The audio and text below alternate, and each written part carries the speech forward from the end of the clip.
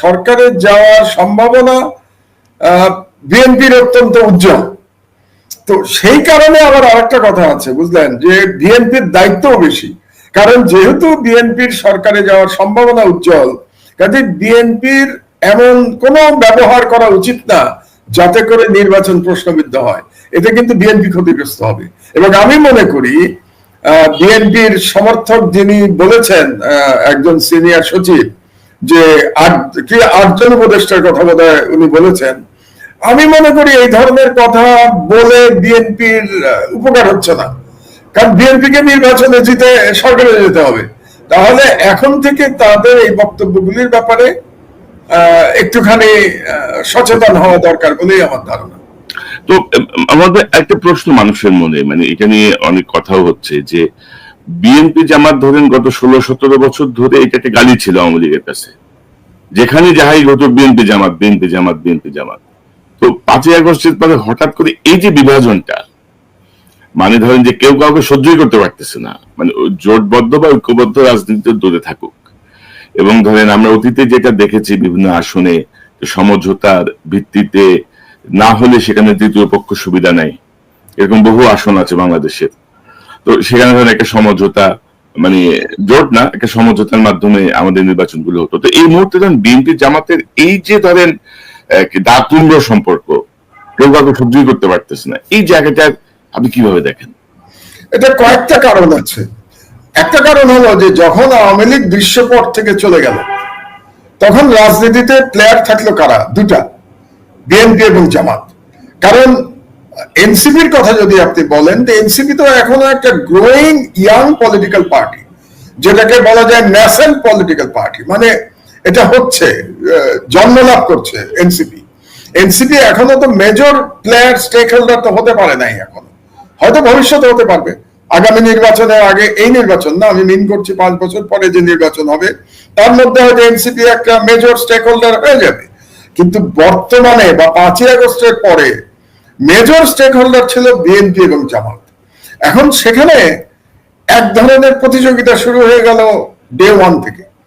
এবং ডে 1 থেকে যে প্রতিযোগিতা শুরু হলো, সেখানে বিএনপি ধরে নিল যে আমাদেরকে নির্বাচনে জিততে হলে জামাত আমাদের প্রতিদ্বন্দ্বী, এবং জামাতও ধরে নিল যে বিএনপিকে হারিয়েই আমাকে জিততে হবে। জিততে মানে ক্ষমতায় যাওয়ার কথা বলছি না, তাদের সিট বাড়াতে হবে, সেটার জন্য বিএনপিকে যেতে হবে, বিএনপিকে হারিয়ে। এবং এই সম্পর্ক ঠিক আছে, এখানে আমি কোনো সমস্যা দেখি না।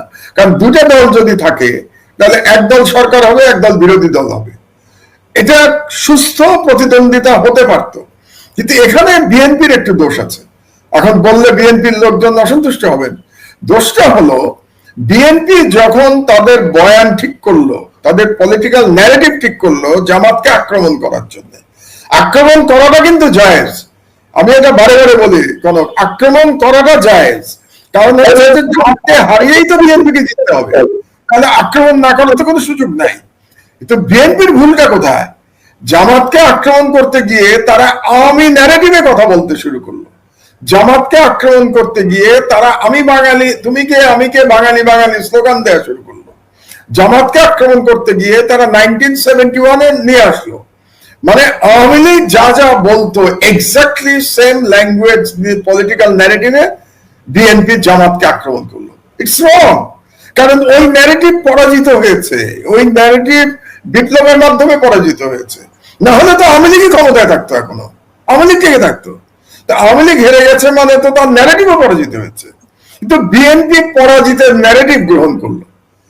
এটা কেন করলো, এটা বিএনপি ভালো করে জানে। এটা হলো একটা রিজন। সেকেন্ড রিজন হলো, আপনি নিশ্চয়ই খেয়াল করেছেন যে বিএনপি চেষ্টা করলো নিজের আইডেন্টিটি, যেটা জিয়াউর রহমান এবং খালেদা জিয়ার যে আইডেন্টিটি ছিল, ন্যাশনালিস্ট অ্যান্ড প্রো ইসলামিক। বিএনপিকে এভাবেই ধরা হতো যে it's a nationalist and pro Islamic party. সেখান থেকে বিএনপি মনে করলো যে না, আমরা প্রো ইসলামিকে থাকবো না, আমরা ন্যাশনালিস্ট থাকবো। কিন্তু ন্যাশনালিস্টের ডেফিনেশনটা আমরা বদলে দিব, যেটা বাংলাদেশি ন্যাশনালিজম ছিল বিএনপির। বিএনপি তো সারা জীবন বাংলাদেশি ন্যাশনালিজমের কথা বলেছে। আমরা বলেছি, আমরা যখন বিএনপি পন্থী পেশাজীবী রাজনীতি করতাম, আমরা বারে বারে বলেছি আওয়ামী লীগ হলো বাঙালি জাতীয়তাবাদী এবং আমরা, মানে আমি বিএনপির কথা বলছি, আমরা হলাম বাংলাদেশি জাতীয়তাবাদী, শহীদ জিয়ার বাংলাদেশি জাতীয়তাবাদের আদর্শ ধারণ করি আমরা। কিন্তু বিএনপি বাঙালি জাতীয়তাবাদকে নিতে গেল, খুবই আশ্চর্য বিষয়। বিএনপি 5ই আগস্টের পরে বাংলাদেশি জাতীয়তাবাদ থেকে সরে তারা বাঙালি জাতীয়তাবাদের দিকে সরে গেল। এবং এই কারণে আপনি দেখবেন যে আগে যে বাম বা সফট বাম, দুই রকম, এক রকম হচ্ছে কট্টর বাম আর এক রকম হচ্ছে সফট বাম, এরা সবাই কিন্তু ভারতপন্থী। বাংলাদেশে বাম রাজনীতি প্রধানত ভারতপন্থী রাজনীতি, দিল্লির দালাল রাজনীতি তাদের। এই গ্রুপটা বিএনপির কাঁধে সওয়ার হলো, কারণ তাদের তো সওয়ার হওয়ার কোনো জায়গা নাই। এর আগে তারা সওয়ার হয়েছিল আওয়ামী লীগের কাঁধে, আওয়ামী লীগ তো নাই, আওয়ামী লীগ না থাকলে কার কাঁধে সওয়ার হবে? তো তারা বিএনপির কাঁধে সওয়ার হয়ে গেল এবং বিএনপি তাদেরকে অ্যাকসেপ্ট করলো। আপনি দেখবেন বিএনপির নানা রকম সভা টভার মধ্যে দেখবেন যারা আগে আওয়ামী লীগের গুণগান করতো, যে সমস্ত টক শো স্টার কিংবা অন্যান্য লেখক টেখক যারা আগে আওয়ামী লীগ হাসিনার গুণগান করতো, তারা এখন বিএনপির গুণগান করছে। তো এটা করতে গিয়ে একটা নতুন রাজনৈতিক মেরুকরণ হলো এবং রাজনৈতিক মেরুকরণে বিএনপি ক্রমেই বামের দিকে সরে যেতে শুরু করেছে। মানে তারা সবসময় বলে আমরা একটা মধ্যপন্থী দল, কিন্তু এতদিন বিএনপির পরিচয় ছিল মধ্যপন্থী রাইটিস্ট পার্টি, এখন হচ্ছে মধ্যপন্থী লেফটিস্ট পার্টি। তো যখন লেফটিস্ট পার্টি হয়ে গেল, তারা সরাসরি জামাতকে আক্রমণ করলো আওয়ামী লীগের ভাষায়। তো সুতরাং এই যে তিক্ততা সৃষ্টি হলো, এই তিক্ততা সৃষ্টি হওয়ার জন্য বিএনপির দায়টা বেশি জামাতের তুলে। অনেকে বলতে পারেন জামাতেরও তো দায় আছে। জামাত যখন চাঁদাবাজির কথা বলে তখন তো তারা বিএনপিকে মিন করে যে আমরা চাঁদাবাজি মুক্ত রাজনীতি করব, তার মানে বিএনপিকে মিন করে। তো আমার কথাটা হলো যে বিএনপি এটাকে গায়ে নেবে কেন? চাঁদাবাজি বললেই কি এটা বিএনপি বোঝায় নাকি? চাঁদাবাজি তো সবাই করতে পারে। এনসিপিরও তো আমরা অনেকে দেখলাম চাঁদাবাজির, তাদের উপরেও তো চাঁদাবাজির অভিযোগ এসছে। অভিযোগ কেন? প্রমাণিত হয়েছে, কোন বাড়িতে চাঁদাবাজি করতে গিয়ে ধরাও পড়েছে।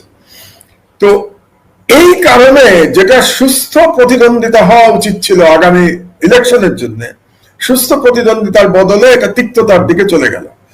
এখন আমার মনে হচ্ছে, সেদিন আমি তারেক রহমান সাহেব একটা কথা বললেন কদিন আগে, এটা শুনে আমি একটু কি বলবো, মানে একটু অ্যাসিওর্ড বোধ করছি। কারণ তিনি কি বলেছেন যে আমরা প্রতিদ্বন্দ্বিতা করব, আমরা বক্তব্য দেব, কিন্তু এমন যেন রাজনীতি না হয় যাতে মুখ দেখা দেখি বন্ধ হয়ে যায়। এটা কিন্তু বলেছেন উনি, 1-2 দিন আগে উনি বলেছেন। আমি মনে করি যে অন্তত লন্ডনে বসে উনি এটা বুঝতে পেরেছেন যে মুখ দেখা দেখি যদি বন্ধ হয়ে যায় তাহলে দেশের জন্য এটা ভালো হবে না, গণতন্ত্রের জন্য ভালো হবে না। কিন্তু দুর্ভাগ্যের বিষয় হলো বিএনপির বেশ কিছু নেতা যারা বাংলাদেশে আছেন, তারা এটা এখনো বুঝতে পারছেন না। তাদের ল্যাঙ্গুয়েজ কিন্তু ওই দিকেই যাচ্ছে, মুখ দেখা দেখি বন্ধ হওয়ার মতো ল্যাঙ্গুয়েজ হয়ে গেছে। তো কাজেই ওই যে আমি একটা লেখায় লিখেছিলাম যে জবানে লাগাম দিন, তো এদের জবানে একটু লাগাম দেয়া দরকার। তো সেটা যদি তারেক রহমান বুঝে থাকেন, আমার মনে হয় তিনি নিশ্চয়ই মেসেজ দেবেন তার নেতাদের, ঢাকা বা বাংলাদেশের নেতাদের, তাহলে তাদের হয়তো কিছুটা সম্বিত ফিরবে। তো এই কারণে আমার সাজেশনটা হবে, একজন জাতীয় নাগরিক হিসেবে আমার সাজেশন হবে যে বিএনপি জামাত একে অপরের বিরুদ্ধে প্রতিদ্বন্দ্বিতা করুক, তারা ইলেকশনে জেতার চেষ্টা করুক, এবং একদল বিরোধী দল হোক, একদল সরকারি দল হোক, কিন্তু তাদের মধ্যে যেন একটা ওয়ার্কিং রিলেশনশিপ থাকে। ওয়ার্কিং রিলেশনশিপ না থাকলে কিন্তু আমাদের গণতন্ত্র হুমকির মুখে পড়বে। আমাদের আরেকটা গুরুত্বপূর্ণ বিষয়, আমরা তো ধরেন অনেক প্রসঙ্গ যাচ্ছি, কিন্তু মিডিয়ার জায়গাটা কিন্তু আমরা অনেকে ভুলে যাচ্ছি। কিন্তু মিডিয়া কিন্তু এখনো কিন্তু ফ্যাসিবাদের যারা সমর্থক, দোসর, যারা ফ্যাসিবাদকে জিয়ে রেখেছিল, মালিক বলেন, সিনিয়র সাংবাদিক বলেন, তারা কিন্তু প্রত্যেকের জায়গায়। এবং আমি যদি দেখি যে গত 1 বছরে আপনার আমার দেশে বয়স কত, 8-9 মাস, 7 মাস। এই 7 মাসে ধরেন আমার দেশের যে রোল, যে ভূমিকা, মানে আর কোন পত্রিকা কিন্তু সেই ভূমিকায় যেতে পারে নাই। অথচ ধরেন আপনারা অনেক সীমাবদ্ধতার মধ্য দিয়ে শুরু করছেন। তো মিডিয়ার ভেতরে ফ্যাসিবাদের যে দোসররা আছে, তারা কিন্তু বিভিন্ন রকম ভাবে ন্যারেটিভস ঘোরায়, বিভিন্ন রকম গেম খেলে। আপনিও নিশ্চয়ই যা লক্ষ্য করছেন, আমরাও লক্ষ্য করি। তো এই জায়গাটাতে আপনি কি মনে করেন যে এখন এদের ব্যাপারে কোনো পদক্ষেপ নেওয়া কি গণমাধ্যমের উপরে হস্তক্ষেপ? এদের ব্যাপারে কেউ কোনো কথা বলছে না, মানে এরা সবাই বহাল তবিয়ত। আপনি কতটুকু নিরাপদ মনে করেন এদেরকে এইভাবে রেখে নির্বাচন বা সবকিছু? না, মিডিয়াতে তো যে যেখানে ছিল তার খুব বেশি পরিবর্তন তো হয় নাই। এর দুটো কারণ আছে। একটা কারণ হলো বাংলাদেশের মিডিয়া বেশিরভাগ মালিক কারা? তারা অলিগার্করা মালিক, এবং এই সমস্ত অলিগার্করা গত 15 বছরে ফ্যাসিবাদের দোষর ছিল এবং ফ্যাসিবাদের দালালি করে তারা জনগণের টাকা লুণ্ঠন করেছে। এদের মধ্যে প্রায় সবাই বলতে পারেন যারা মিডিয়ার মালিক। আর দ্বিতীয় হলো আর অন্য মিডিয়া যারা, তারা কিন্তু আমরা জানি যে বাংলাদেশের মিডিয়া মালিক এবং সম্পাদকদের মধ্যে একটা হিউজ মেজরিটি তারা ভারত সমর্থক, এটা আমরা খুব ভালো করে জানি। এবং এই অলিগার্কদের মধ্যে আপনারা দেখেন একটা ন্যারেটিভ তারা বলার চেষ্টা করেছে, কিছুদিন ধরে বলার চেষ্টা করেছে, বেশ অনেকদিন ধরে। সেই ন্যারেটিভটা খুব ইন্টারেস্টিং, কি আগেই ভালো ছিলাম, একটা আগেই ভালো ছিলাম ন্যারেটিভ কিন্তু মিডিয়াতে দেওয়ার চেষ্টা করা হয়েছে এবং অলিগার্করা দিয়েছে। যেমন ধরেন, আমি একটা এক্সাম্পল যদি দিই আপনাকে, যখন দর কষাকষি চলছিল আমেরিকার সাথে, আপনার দেশের সাথে বাংলাদেশের ট্যারিফ নিয়ে, তখন ট্রাম্প কি করলো? 37.5% ট্যারিফ দিয়েছিল এবং দিয়ে বলেছিল এই ট্যারিফটা 1 আগস্ট থেকে কার্যকর হবে যদি না এর মধ্যে বাংলাদেশ এবং মার্কিন যুক্তরাষ্ট্রের মধ্যে একটা সফল ট্রেড নেগোসিয়েশন সম্পন্ন না হয়। এবং যখন এই কথাটা তারা বলল, এই যারা আগেই ভালো ছিলাম গ্রুপ, তারা ঝাঁপিয়ে পড়লো এই সরকারের বিরুদ্ধে। এবং একটা মিডিয়া মালিক, একে আজাদ সম্ভবত সমকালের মালিক এবং আরো টেলিভিশন চ্যানেলের মালিক, সে বলে ফেললো কি, 40 বছরে এমন দুর্দিন আমরা দেখি নাই। ওই যে আগেই ভালো ছিলাম ন্যারেটিভ, খেয়াল করেন আপনি, 40 বছরে নাকি এরকম তারা মানে এরকম বিপদ ব্যবসার জন্য হয় নাই। অথচ রিয়েলিটি কি? রিয়েলিটি হচ্ছে এবছর রেকর্ড এক্সপোর্ট হয়েছে, এই ফাইন্যান্সিয়াল ইয়ারে রেকর্ড এক্সপোর্ট হচ্ছে, আর আপনি বলছেন 40 বছরে এরকম দুর্দিন নাকি আপনারা দেখেন নাই। তার মানে আপনি মিথ্যা কথা বলছেন। তো এরাই তো মিডিয়ার মালিক, একে আজাদ তো মিডিয়ার মালিক। তো একে আজাদের ন্যারেটিভ এটা। অথচ এই একে আজাদ উনি কি বলেছিলেন শেখ হাসিনাকে? শেখ হাসিনাকে যখন জুলাই মাসের শেষের দিকে যখন সব ব্যবসায়ীরা মিলে তেল দিতে গেছিল শেখ হাসিনাকে, সেখানে তো সবাই বক্তৃতা দিয়েছেন, একে আজাদ বক্তৃতা দিয়েছেন। এবং বক্তৃতা দিতে এক পর্যায়ে তিনি কবির সুমনের একটা গান থেকে বলেছিলেন যে আমি প্রথমত তোমাকে চাই, মানে এই ধরনের তেল মারা ছিল শেখ হাসিনাকে। এবং সেই ব্যক্তি এখন বলছেন 40 বছরে এমন দুর্যোগ দেখেন নাই। এটা কেন বলেছিল? এবং তখন আপনার মনে আছে যে আরো কিছু সুশীল পত্রিকায় সরকারকে একেবারে ধোলাই করা শুরু হয়ে গেছিল যে সরকার ইকোনমি শেষ করে দিচ্ছে, এই ধরনের একটা ন্যারেটিভ তৈরি কিন্তু স্টার্ট হয়ে গেছিল। কিন্তু তারা তখন জানতো না যে সরকার একটা সাকসেসফুল নেগোসিয়েশন করে ফেলবে। এবং আমি আপনাকে বলি, কনক, যদি সরকার সাকসেসফুলি এটা করতে না পারত, আপনারা এতদিনে দেখতে পারতেন যে রাস্তায় আওয়ামী লীগের লোক নেমে গেছে। এবং যে সমস্ত অলিগার্করা বলেছে যে 40 বছরে এমন দুর্দিন দেখে নাই, কিংবা আগেই ভালো ছিলাম গ্রুপ, তারা সকলে মিলে সরকার পতনের জন্য রাস্তায় নেমে যেত। এবং তারা চাইতো যে কোনো মূল্যে ইউনূসকে সরানো। এদের টার্গেট কিন্তু ডক্টর ইউনূসকে সরানো, এটা বুঝতে হবে আপনাকে। ডক্টর ইউনূসের জায়গায় অন্য যে কোনো প্রধান উপদেষ্টা আসলে এদের কোনো আপত্তি নাই। কারণটা কি? কারণ হচ্ছে ডক্টর ইউনূসের যে ইন্টারন্যাশনাল ইমেজ, সেই ইমেজের সাথে ইন্ডিয়া পারছে না। ইন্ডিয়া পরাজিত হচ্ছে ইউনূসের ইন্টারন্যাশনাল ইমেজের কাছে। মোদি পরাজিত হচ্ছে, মোদির এখন আর ওই ইমেজ নাই। তো ইউনূস জিতে যাচ্ছে। ইউনূসের জায়গায় যদি অন্য কোনো উপদেষ্টা হতো, উইক উপদেষ্টা, দুর্বল উপদেষ্টা, তাহলে তাকে দিল্লি নিজের মতো করে নাচাতে পারত, যেটা ইউনূসকে পারছে না। তো যদি কোনো কারণে আমেরিকার সাথে আমাদের সফল নেগোসিয়েশন না হতো, আমি নিশ্চিত ডক্টর ইউনূসের সরকারকে ফেলে দেওয়ার সব বন্দোবস্ত এরা করে ফেলেছে।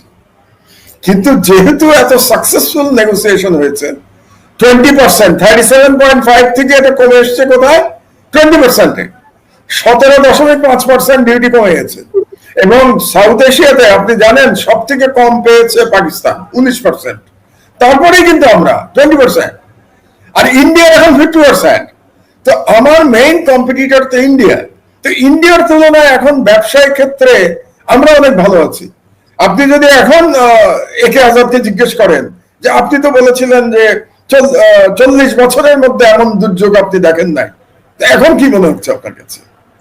কিন্তু তারা কোনো, আপনি দেখবেন তারা কোনো প্রশংসা করবে না। যেমন ধরেন আপনি মিডিয়ার অবস্থা দেখেন না, নোয়াব একটা স্টেটমেন্ট দিয়েছে জনকণ্ঠকে দিয়ে, এবং সেই স্টেটমেন্ট একদম একপেশে একটা স্টেটমেন্ট, এবং নোয়াবের প্রেসিডেন্ট কে এখন জানেন তো, একে আজাদ। একে আজাদ, এটা আপনাদের বুঝতে হবে এই ষড়যন্ত্রটা। একে আজাদই এটা, এবং সেই স্টেটমেন্টের মধ্যে মানে এমন ভাবে বলা হয়েছে যে জনকণ্ঠ খুব ভালো, এবং কিছু কিছু সাংবাদিক সেটা দখল করতে চাচ্ছে, মব কালচার তৈরি করছে। অথচ জনকণ্ঠ কি কোনো সংবাদপত্র ছিল 15 বছর ধরে? জনকণ্ঠ কি আপনি সংবাদপত্র বলতে পারেন? জনকণ্ঠ ছিল বাংলাদেশের দিল্লির মুখপত্র, মানে অনেকগুলো মুখপত্রের মধ্যে অন্যতম মুখপত্র ছিল জনকণ্ঠ। জনকণ্ঠ ছিল বাংলাদেশের স্বাধীনতা বিরোধী একটা পত্রিকা, এবং জনকণ্ঠ বিপ্লবের সময় যে ভূমিকা পালন করেছে, জনকণ্ঠ পারলে সমস্ত বিপ্লবীদের মেরে ফেলে ওই সময় পারলে। তো সেই জনকণ্ঠের জন্য আপনি নোয়াবের স্টেটমেন্ট পড়লে আপনি বুঝবেন যে মিডিয়ার কোনো পরিবর্তন হয় নাই। আমার দেশ তো ছিল না, আমার দেশটা বন্ধ করে দিয়েছিল আগের সরকার। আমার দেশটা মাত্র 7 মাস হলো আমরা চালাচ্ছি। সো আমার দেশের যে এডিটোরিয়াল পলিসি আগে ছিল বন্ধ হয়ে যাওয়ার আগে, সেই একই এডিটোরিয়াল পলিসি এখনো আছে। কিন্তু অন্যান্য পত্রিকাগুলো আপনি দেখেন তাদের মধ্যে কিন্তু পরিবর্তন হয় নাই। তার মানে তারা এখনো আপা ফিরবে ওই আশায় এখনো বসে আছে। এই যে গ্রুপটা যারা বলে আগেই ভালো ছিলাম, তাদেরকে খুব খারাপ কথা বলতে ইচ্ছে করে আমার, বুঝলেন? যারা বলে আগেই ভালো ছিলাম, এদেরকে মানুষ বলতে আমার মানে অস্বস্তি হয়। শেখ হাসিনার সময় ভালো ছিল, এই সরকারের আমলে এখন পর্যন্ত একটা গুম হয়েছে, এই সরকারের আমলে এক্সট্রা জুডিশিয়াল কিলিং হয়েছে, এই সরকারের আমলে সংবাদপত্র যা ইচ্ছা তাই বলতে পারছে না, যা ইচ্ছা তাই লিখতে পারছে এই সরকারের। তো আপনি তারপরেও আপনি বলছেন আমরা আগেই ভালো ছিলাম। তো আগেই যারা ভালো ছিলাম বলে, তারা আমি মনে করি বাংলাদেশের স্বাধীনতার শত্রু, এবং একটা খারাপ শব্দই বলি, নর্মালি আমি বলি না, তারা ইতর প্রকৃতির লোক। আমি ইতর প্রকৃতির লোক ছাড়া আমি এদেরকে বলতে পারছি না। মিডিয়ার মধ্যে একটা বড় গ্রুপ আছে, কিন্তু এই আগেই ভালো ছিলাম, আপা ফিরবে, এই গ্রুপটা কিন্তু আছে মিডিয়াতে এখনো বল তবিয়তে। এখন সরকার কেন তাদের বিরুদ্ধে কোনো অ্যাকশন নিতে পারলো না, এটা সরকারের তথ্য মন্ত্রণালয়কে জিজ্ঞেস করতে হবে যে আপনারা কেন নিতে পারলেন না অ্যাকশন এদের বিরুদ্ধে। রাইট। পাশাপাশি ধরেন আমি কয়েকদিন আগে দেখলাম যে সরকারের অলমোস্ট মানে সরকারের সাথে কাজ করা সরকারের অংশ দেবপ্রিয় কিন্তু ইউনূস সরকারের বিরুদ্ধে কথা বলছেন, মানে নানা রকমের বিষয়গুলো নিয়ে। এগুলো তো মানুষকে কনফিউজ করে আসলে। না, দেবপ্রিয়র আমার মনে হয় এটা না পাওয়ার বেদনা। মানে সরকার প্রথমে তাকে এক ধরনের প্যারালাল ফাইন্যান্স মিনিস্টার করেছিল, আপনার মনে আছে না? তাকে একটা শ্বেতপত্র তৈরি করবার দায়িত্ব দিয়ে দিল, এবং তারপরে হয়তো তার আশা ছিল যে এই সরকারে সে আবার উপদেষ্টা হয়ে যাবে, ফাইন্যান্স অ্যাডভাইজার বা প্ল্যানিং অ্যাডভাইজার, কোন একটা উপদেষ্টা তিনি হয়ে যাবেন, তিনি আশা করেছিলেন। তো তার আশাভঙ্গের বেদনা আছে। তো অসুবিধা নাই, আমার মনে হয় তিনি আশা করতে পারেন যে আগামী যদি বিএনপি ক্ষমতায় আসে হয়তো তিনি বিএনপির মন্ত্রী হয়ে যেতে পারেন। আমি তো অবাক হব না যদি দেবপ্রিয় বিএনপির অর্থমন্ত্রী হয়ে যান। মানে বিএনপির মধ্যে আমি যে নতুন ধরনের লোকদের আগমন দেখতে পাচ্ছি, সেখানে দেবপ্রিয় আসলেও তো অবাক হয়ে যাবেন, অবাক হওয়ার কিছু নাই। হতে পারে তো দেবপ্রিয় হয়ে যেতে পারে অর্থমন্ত্রী, মাহফুজা নাম তথ্যমন্ত্রী হয়ে যেতে পারে বিএনপির। সমস্যা কোথায়? আমরা তো ওয়েলকাম করছি, সমস্যা কি আমাদের বলেন? তবে মানে এরকম অনেকেই আছে, আরো কয়েকজনের নাম আমি বলতে পারি, যারা সরকারের বিভিন্ন কমিশনের সঙ্গে কাজ করছেন, আবার সরকারের বিপক্ষেও মানে নানা এমন ভাবে কথা বলছেন যে এটা মানুষকে এক ধরনের কি বলবো কনফিউজ করে দিচ্ছে আর কি। এই জায়গাটা বোধহয় ঠিক হচ্ছে না, বা মিডিয়ার জায়গাটা যদি কন্ট্রোল করতে না পারেন আপনি, নির্বাচন যত এগিয়ে আসবে তাদের থাবা অনেক বাড়বে। কারণ মিডিয়ার মানুষ হিসেবে আপনিও বোঝেন, আমিও ছোটখাটো যাই বুঝি, মিডিয়া দিয়ে অনেক কিছুই মানে